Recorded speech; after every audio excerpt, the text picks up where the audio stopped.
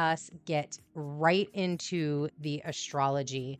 And I am going to begin to pull the trusty cards right away. There's a lot that happens. So let's just start with the big transit this week, right? We have a lunation. We have a beautiful lunation in Gemini, which is a powerhouse already in its own right. And everything really, like, the one transit we have before it this week is that the preparatory necessary, like, pause before something big comes. It's like doing a TED talk, and it's the weeks leading up to it where you're making sure that your suit's pressed, you're making sure that you've got comfortable shoes on, you're making sure that you're working with your vocal coach, you're making sure that you're going over your notes again, that the PowerPoint's ready, doing the double, triple checks. That's what is happening in the onset leading up to this Gemini new moon, which happens on 6/17. Now, it does happen later on in the night, so it could be 6/18, depending upon where you are located in the world. So, but all of this is really the one thing we have is the preparatory to this Gemini new moon, and then Saturn hitting retrograde right away. And then we kind of ebb off from that new moon, as we always do. We kind of, okay, we're moving on. And we've got just 2 transits to close out, this whole week and the astrology of the week. So it's going to be a pretty Gemini heavy Twitchy Tuesday, which I'm, not mad at, very excited. So as you can see off to this side, I have all of the decks. These are the Oracle decks that I will be using. We have, so I can give you the exact, we have the spell casting Oracle cards. We have the Queen of the Moon Oracle cards, and we have the Mystic Shaman Oracle. All of those will be used in some capacity today. They're already out. We're ready to go. That Mystical Shaman, I had to sit there real hard and think about that one, because that is a beast of a deck. And I wanted something. I really need to go and get a new Oracle deck or two, because I really wanted something that was fun. We have Venus and Leo right now. I wanted something that was fun. I wanted something that was light and buoyant and airy, but still supported the messages, because even though this is Gemini season, we're in the flow, we're in the bop, we're doing the things that we love to do. And especially as Venus is right here in Leo, just loving, basking in the sunshine, working with Mars as Mars is ahead of her, setting the stage and clearing the path for her. I wanted something light and airy, and that deck is robust. And that is where I think we're going to start, because Saturn and Pisces is also very robust. So, we had the Six of Wands come out. So yeah, again, there's a journey that we're on. There is a journey that we have been on. There's this accumulation. It's interesting because this typically signifies a journey that is being celebrated. You may be after the campaign or during the campaign, you're headed somewhere. But I am truly I am just hearing and feeling this card as nothing more than this is the start of something amazing. And I'm really honing in with this card being Venus in Leo. This is the start of something amazing. Venus heading into Leo, having her retrograde here. Whatever and however she is going to work through you and for you, it is cause for celebration. It is cause to pay attention. It is cause to observe, and it is cause to take that forward what you need. All right, so let me change. We'll get this full cards. Voila. This is where we are at. Okay. This is that Mystical Shaman Oracle, which we're going to pull right away from. This one is the Spellcasters. I'm going to put that over here a little bit more. And then this one is going to be our moon, Queen of the Moon Oracle. So the reason why we're going to start with this one is because, of course, this week Saturn starts us out. Why wouldn't Saturn start us out, right?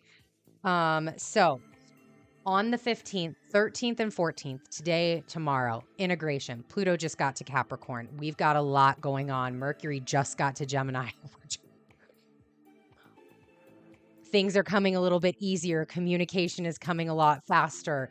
This could also, depending upon how Gemini turns up in your natal chart, this could also be really like, this is a lot. Hold on a second. Like, I was great in neutral. Now you're asking me to be in fifth gear. I'm not really sure about that yet.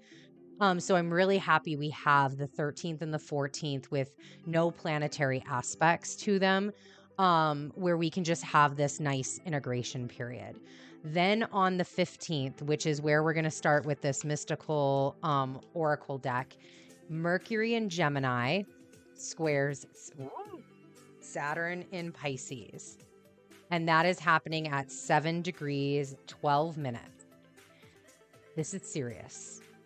So Mercury, after trudging his way, slowly trudging his way through Taurus, is finally now in Gemini, his home sign.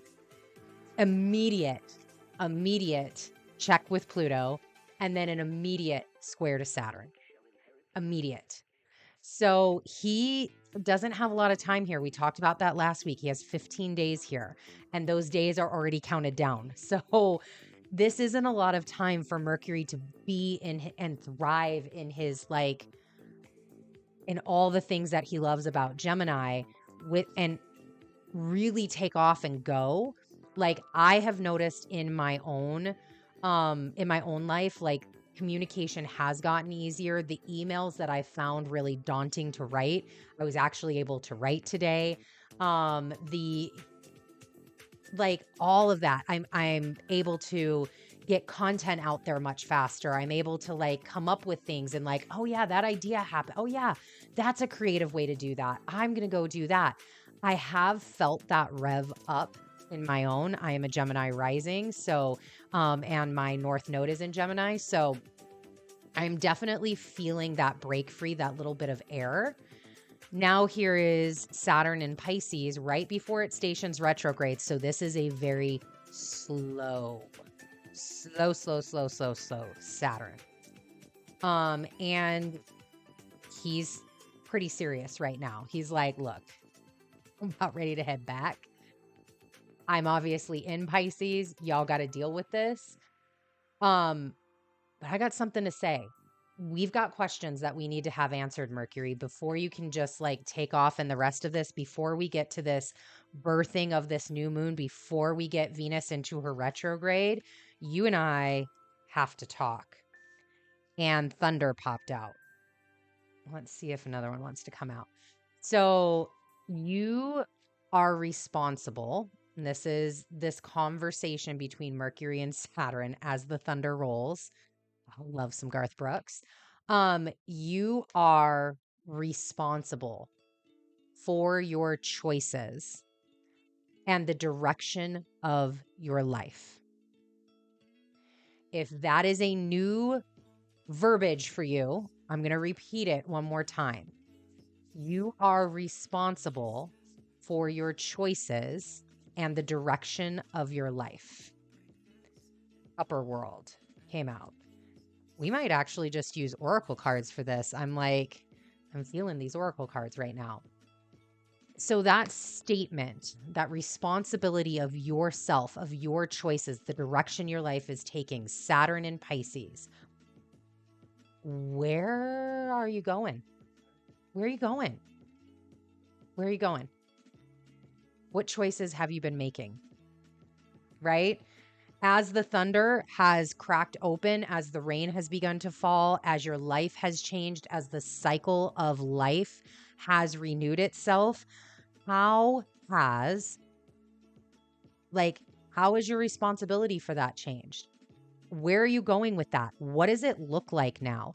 It's almost like, and I love that this upper world is here because this is very much that Saturn in Pisces. Saturn in Pisces is all about that higher realm, that higher responsibility.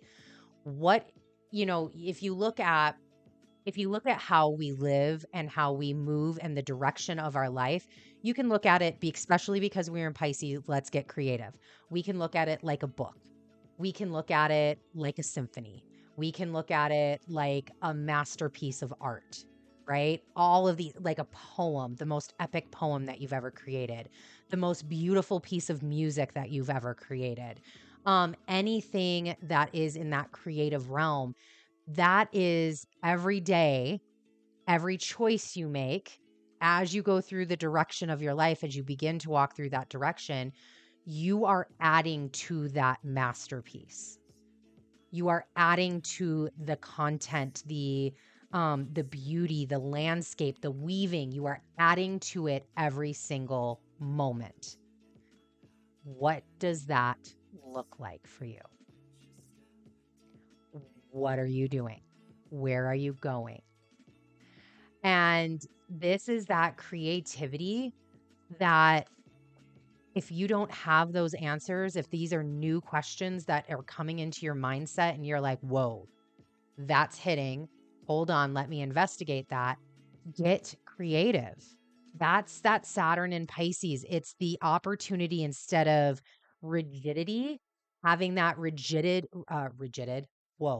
that rigid structure in which to create from, which is very Saturn. Saturn is a container of things.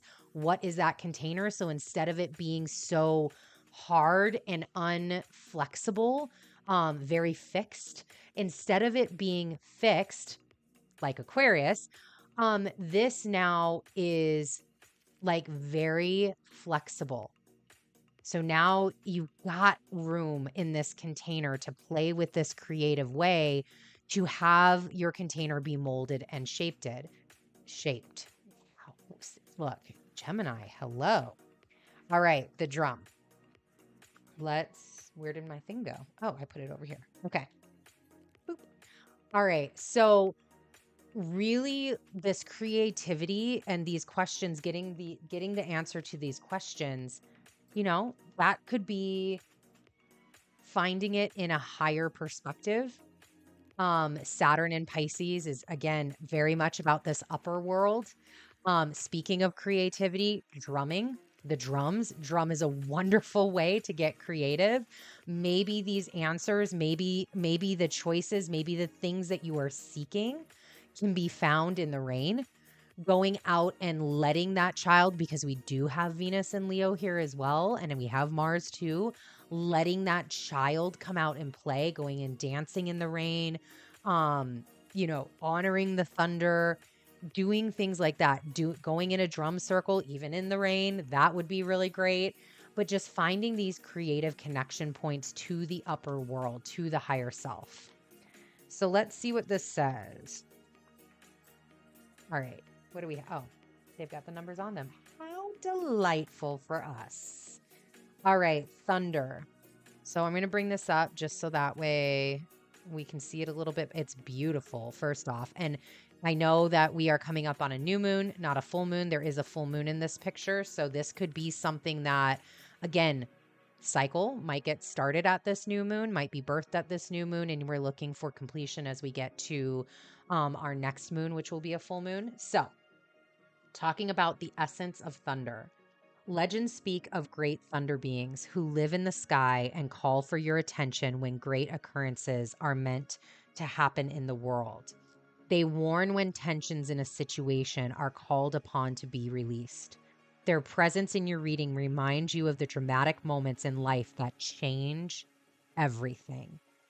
Both awesome and frightening when thunder arrives, it is also a wake-up call, one that you will not soon forget. And I'm going to read the medicine. So there is another part in here called the invitation. I'm going to read the medicine, and that's what I'm being called to read. So that's where we're going to go. Do you feel like unnecessary drama is waylaying your life? Could you be exhausted from listening to others tell you their never-ending victim story? Ooh, I'm getting goosebumps. Or could you be telling yourself a version of the same? It's time for an about face. You're being warned that to continue on this path will cause you to regret your choices, even if they appear benign or familiar. It is time to say no to drama, both yours and others. Focus on solutions rather than problems. You are worthy of a drama-free life.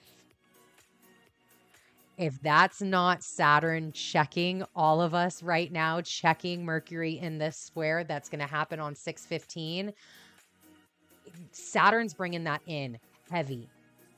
Boom. What do you need to clear out? What is your masterpiece, right? How are you leading your masterpiece? If your masterpiece is full of drama, think about the weaving of that, right? Think about the art of that. Think about the music of that. Maybe you were going for a symphony and it ended up turning out like screamo.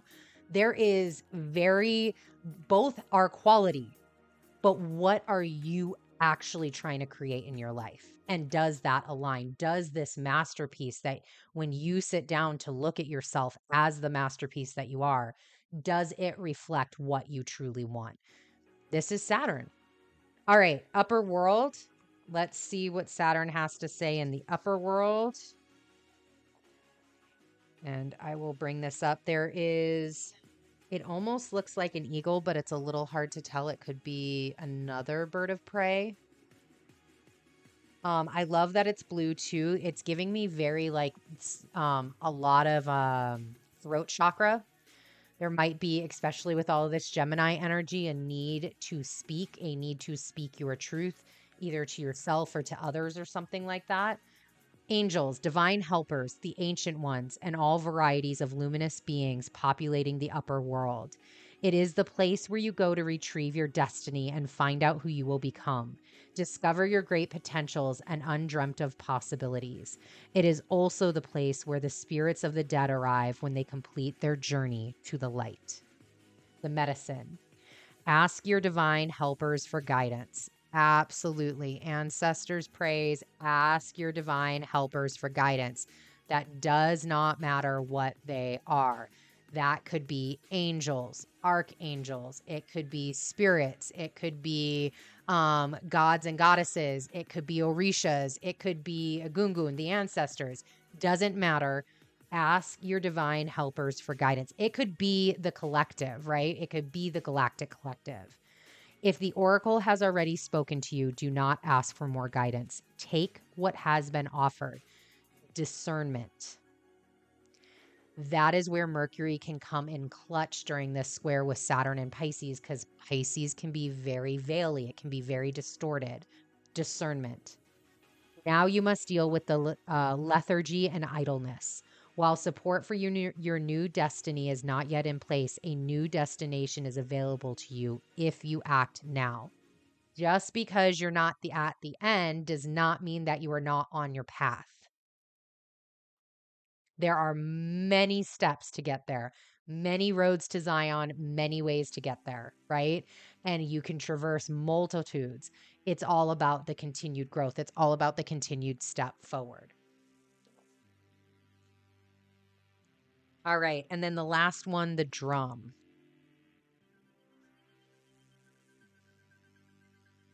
All right. So this is the drum. Oop, there we go. The rhythm of the drum tunes you to the beating heart of the universe. Its wood frame links you to the trees and helps you journey to the lower world via the roots and the upper world via the branches, through its branches. The drum skin gives the shaman the powers of the animal kingdom. Striking the drum calls forth the power of the thunder. I love that these two are sandwiched between this upper world and rumbling of the earthquake. The drum invites a trance state where healing and prophecy happen. The medicine. You travel to the beat of a different drum. It's time to acknowledge you do not fit a mold or role or relationship that is not in tune with you. Find your rhythm, respond to the heartbeat of the distant drum. The price you pay for lingering becomes higher with each passing day. Now is the time to move on. Woo. All right, interpretation with these two being on the outside. So these were both about giving up something. giving up the drama, letting go, clearing that out. Here we are. What is your masterpiece? Who are you? What are you creating towards? What do you where are you doing? What choices are you making? What is your life? Where are you going in your life? There are things that need to be let go of. Not worrying about what other people think, drama free. And in that middle is a very clear message that the things that you are working towards you. They are not here yet. However, there is steps that you can take in the right direction. If you have asked for support, if you've asked for guidance, honor that. Take what has been given, which is the thunder and the drum or other messages that you are receiving, and move on with that. Take that first step. Take that first step. Take the step of letting go of drama. Take the step of getting out and being exactly who you are, standing in that power. Then all of this, and I love that it's coming into like this triangle, all of this will click together. You'll be able to move forward. You'll be able to go in the direction forward with the guidance, with the proper alignment. All right. Mercury Gemini square Saturn in Pisces, and they want these to be left right where they're at. Okay, so then the 16th, we're good. We ain't got much on the 16th at all. On the 17th is our big day. The 17th is the big day. We've got the Gemini new moon. It's the big day of the week. Here we are. We've got a Gemini new moon at 26 degrees, 43 minutes. We have Saturn retrograde at 7 degrees, 13 minutes. And Mercury and Gemini will sextile Venus and Leo at 10 degrees, 50 minutes. So before we get into the Gemini new moon reading, Saturn retrograde, and all of the details about that, let's hit on this Mercury Gemini sextile Venus and Leo. Let me tell you what's coming up on the 18th and the 19th, and then we'll head into those two individually and do readings for them. So Mercury and Gemini sextiling Venus and Leo, 10 degrees, 50 minutes. After this check with Pluto, after this square with Saturn, shit ain't gotta be so serious. And that's what Venus is basking in creative life right now. Helping to look the fool. Look at her. Oh, wait. Look at her just basking, right? She is legit in the sun on her brand new journey in Leo, living life to the fullest.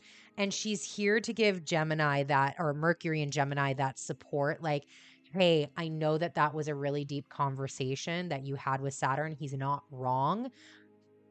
But there are other ways. Again, what choices are you making? There are other ways to look at it. There are other ways. Create, have fun, bring in the play, go out into, oh, we have these reversed. Go out into the thunder, go out into and get some drums and go dance to the drums. Find these creative outlets. Get into those creative, because shit ain't gotta be so serious. Like, it's serious and not serious all at once. It is, our lives are serious, but the way that we choose to go through our life, the masterpiece that we choose to create, does not have to be that serious. That was a lot, by the way, Spirit. So we can get just a couple of messages. Thanks. Whoop. There we go. The sun. Sun also in Gemini. It's beautiful Gemini season. We are thriving in the sunshine. We are thriving in light. We're about ready to head into the solstice, the longest day of the year, the sunshine being the brightest. The sun is here. It's warming us. It's giving us that gentle reminder that we also have to nurture ourselves. And I wrote down this question for Mercury, Gemini, sextile, Venus, and Leo, because both of them have a very large part to play in this moon. And with Saturn retrograding here in that conversation, how can we escape to heal? Now, I'm not talking about the escapism. I'm not talking about hiding from the things that you need, the work that you need to do, the things that need to be done. But when we need to take a second, where do we go to do that? Do we go outside in the sunshine? Do we go to the water?